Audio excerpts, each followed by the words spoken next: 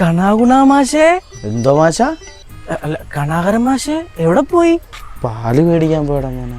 ആ, ഇതെന്റെ പാലാ. അയ്യ, അതല്ല, ഇത് എന്റെ വീട്ടിലെ പശുവിന്റെ പാലാ. നീ ഇപ്പൊ എന്തോ ചെയ്യുവാ?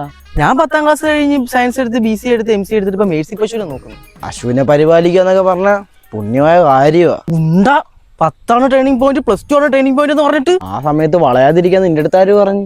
എന്റെ എല്ലാ ടേണിംഗ് പോയിന്റും കഴിഞ്ഞിട്ടിരിക്കുക. എടുക്കെടുക്ക്, ഞാൻ ഏത് ടേണിംഗ് പോയിന്റിൽ നിൽക്കേണ്ടതെന്ന് പറ. നിന്റെ ഇപ്പോഴത്തെ അവസ്ഥ വെച്ച് ഞാൻ ചിന്നക്കടയിലെ ട്രെയിനിങ് നിൽക്കുന്നതായിരിക്കും ഇപ്പൊ നല്ലത്. ദേ, മാഷാണെന്നൊന്നും ഞാൻ നോക്കത്തില്ല, പറഞ്ഞേ. പക്ഷെ ഞാൻ പഠിപ്പിച്ച വാക്കുകളെല്ലാം വലിയ നിലയിലെത്തിയല്ലോ. 10ാമത്തെ നിലയുടെ മണ്ടയ്ക്ക് നിന്ന് കമന്നിറന്ന് പെയിന്റ് അടിക്കുന്നതല്ല വലിയ നില. ആ 10ാം ക്ലാസ്സിൽ 10+ അടിച്ച ആനന്ദ് PP എന്തോ ചെയ്യുന്ന? PP തന്നെ. ഉത്സവപ്പറമ്പ് അവൻ PP കച്ചവടം ചെയ്യുന്നു. എനിക്കറിയാം, അവനൊന്നും ഗുരുത്വം ഇല്ലെന്ന്.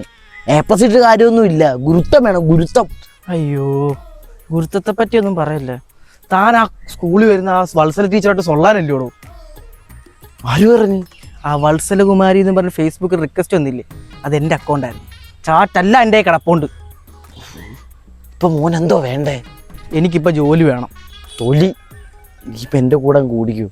സാർ, നമുക്ക് ഈ പാടം അങ്ങ് മേടിച്ചിട്ടേ ഇവിടെ നമുക്കൊരു പശു ഫാമും കിട്ടല്ലോ.